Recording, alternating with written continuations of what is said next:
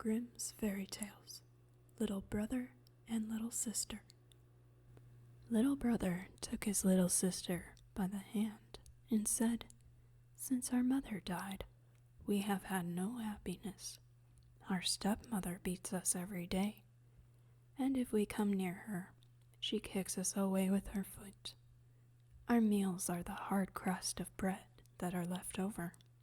The little dog under the table is better off, for she often throws it a nice bit. May heaven pity us, if our mother only knew. Come, we will go forth together into the wide world." They walked the whole day over meadows, fields, and stony places, and when it rained, the little sister said, "Heaven and our hearts are weeping together." In the evening they came to a large forest, and they were so weary with sorrow and hunger and the long walk that they lay down in a hollow tree and fell asleep. The next day, when they awoke, the sun was already high and shone down hot into the tree. Then the little brother said, "Little sister, I am thirsty. If I knew of a little brook, I would go and take a drink. I think I hear one running." The little brother got up and took the little sister by the hand, and they set off to find the brook. But the wicked stepmother was a witch, and had seen how the two children had gone away. She had crept after them as witches do creep, and had bewitched all the brooks in the forest. Now when they found a little brook, leaping brightly over the stones, the little brother was going to drink out of it. But the little sister heard how it said as it ran, "Who drinks of me, a tiger be? Who drinks of me, a tiger be?" Then the little sister cried, "Pray, dear little brother, do not drink, or you will become a wild beast and tear me to pieces." The little brother did not drink, although he was so thirsty, but said, "I will wait for the next spring." When they came to the next brook, the little sister heard this say, "Who drinks of me, a wild wolf be? Who drinks of me, a wild wolf be?" Then the little sister cried out, "Pray, dear little brother, do not drink, or you will become a wolf and devour me." The little brother did not drink and said, "I will wait until we come to the next spring, but then I must drink. Say what you like, for my thirst is too great." And when they came to the third brook, the little sister heard how it said as it ran, "Who drinks of me, a roebuck be? Who drinks of me, a roebuck be?" The little sister said, "Oh, I pray you, dear little brother, do not drink.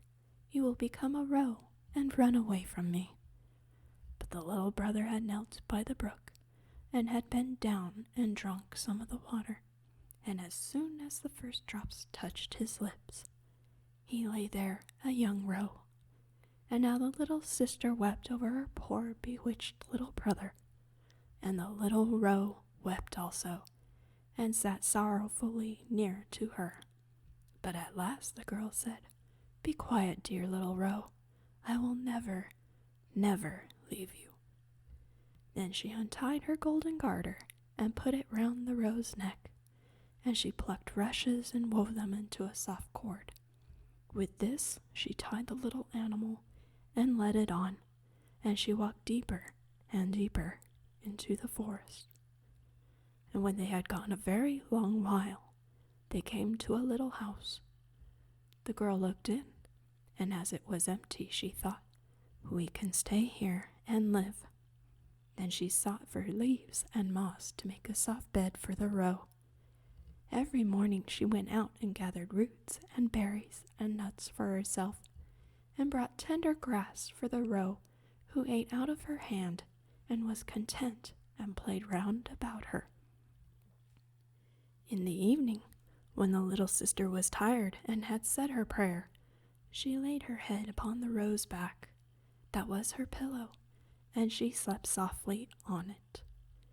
And if only the little brother had his human form, it would have been a delightful life. For some time they were alone like this in the wilderness, but it happened that the king of the country held a great hunt in the forest. Then the blast of the horns, the barking of dogs, and the merry shouts of huntsmen rang through the trees, and the roe heard all, and was only too anxious to be there. "Oh," said he to his little sister, "let me be off to the hunt. I cannot bear it any longer." And he begged so much that at last she agreed. "But," said she to him, "come back to me in the evening. I must shut my door for fear of rough huntsmen. So knock and say, 'My little sister, let me in, that I may know you.' And if you do not say that, I shall not open the door." Then when the young roe sprang away, so happy was he and so merry in the open air, the king and the huntsmen saw the pretty creature and started after him, but they could not catch him, and when they thought they surely had him, he sprang through the bushes and was gone. When it was dark, he ran to the cottage, knocked, and said, "My little sister, let me in." Then the door was opened for him, and he jumped in and rested himself the whole night through upon his soft bed. The next day the hunt went on afresh, and when the roe again heard the bugle horn and the ho-ho of the huntsman, he had no peace, but said, "Little sister, let me out. I must be off." His sister opened the door for him and said, "But you must be here again in the evening and say your password." When the king and his huntsmen again saw the young roe with the golden collar, they all chased him, but he was too quick and nimble for them.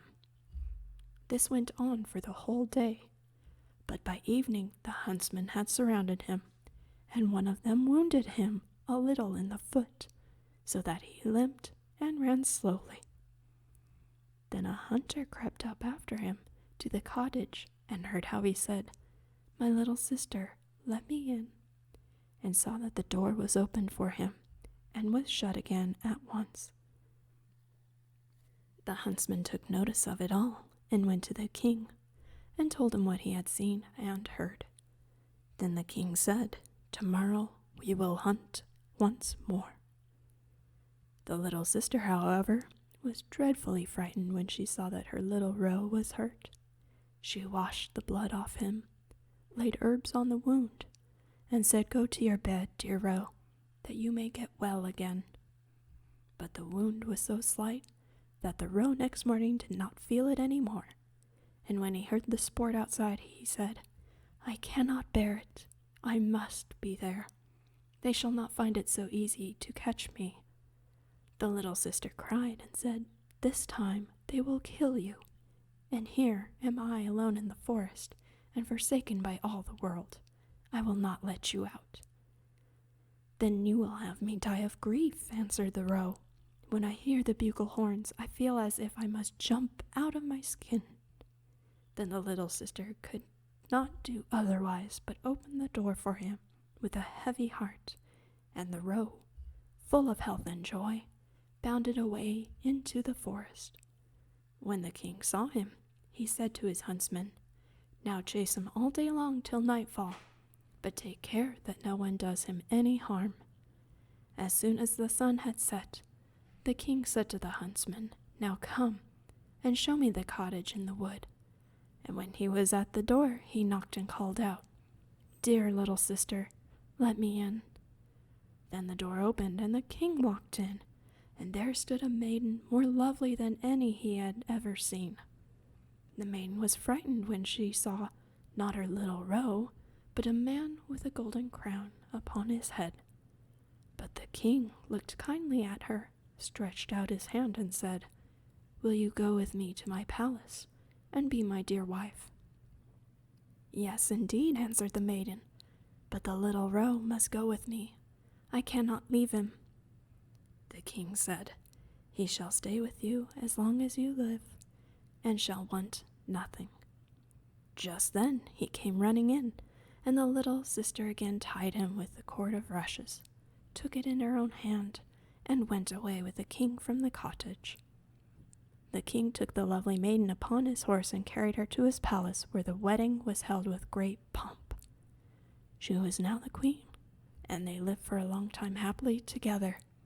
The roe was tended and cherished, and ran about in the palace garden. But the wicked witch, because of whom the children had gone out into the world, thought all the time that the little sister had been torn to pieces by wild beasts in the woods, and that the little brother had been shot for a roe by the huntsman. Now when she heard that they were so happy and so well off, envy and hatred rose in her heart and left her no peace, and she thought of nothing but how she could bring them again to misfortune. Her own daughter, who was ugly as night, had only one eye, grumbled at her and said, "A queen, that ought to have been my luck." "Only be quiet," answered the old woman, and comforted her by saying, "When the time comes, I shall be ready." As time went on, the queen had a pretty little boy. It happened that the king was out hunting, so the old witch took the form of the chambermaid and went into the room where the queen lay, and said to her, "Come, the bath is ready. It will do you good and give you fresh strength. Make haste before it gets cold." The daughter also was close by, so they carried the weak queen into the bathroom and put her into the bath. Then they shut the door and ran away. But in the bathroom they had made a fire of such deadly heat that the beautiful young queen was soon suffocated. When this was done, the old woman took her daughter, put a nightcap on her head, and laid her in the bed in place of the queen. She gave her, too, the shape and the look of the queen, only she could not make good the lost eye. But in order that the king might not see it, she was to lie on the side on which she had no eye. In the evening, when he came home and heard that he had a son, he was heartily glad, and was going to the bed of his dear wife to see how she was. But the old woman quickly called out, "For your life leave the curtains closed. The queen not ought to see the light yet, and must have rest." The king went away and did not find out that a false queen was lying in the bed. But at midnight, when all slept, the nurse, who was sitting in the nursery by the cradle, and who was the only person awake, saw the door open and the true queen walk in. She took the child out of the cradle, laid it on her arm, and nursed it. Then she shook up its pillow, laid the child down again, and covered it with a little quilt. And she did not forget the roe, but went into the corner where he lay and stroked his back. Then she went quietly and silently out the door again. The next morning the nurse asked the guards whether anyone had come into the palace during the night, but they answered, "No, we have seen no one." She came thus many nights and never spoke a word. The nurse always saw her, but did not dare to tell anyone about it. When some time had passed in this manner, the queen began to speak in the night and said, "How fares my child? How fares my roe? Twice shall I come, then never more." The nurse did not answer, but when the queen had gone again, went to the king and told him all. The king said, "Ah, heavens, what is this? Tomorrow night I will watch by the child."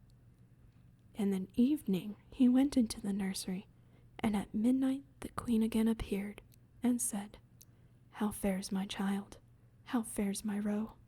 And once shall I come, then nevermore." And she nursed the child as she was wont to do before she disappeared.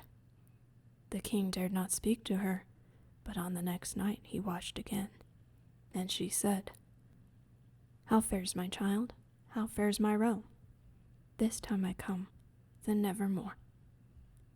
At that the king could not restrain himself. He sprang toward her and said, You can be none other than my dear wife." She answered, "Yes, I am your dear wife." And at the same moment she received life again, and by God's grace became fresh, rosy, and full of health. Then she told the king of the evil deed which the wicked witch and her daughter had been guilty of toward her. The king ordered both to be led before the judge, and judgment was delivered against them. The daughter was taken into the forest, where she was torn to pieces by wild beasts, but the witch was cast into the fire and miserably burnt. And as soon as she was burnt, the roe changed his shape and received his human form again. So the little sister and little brother lived happily together all their lives. The end.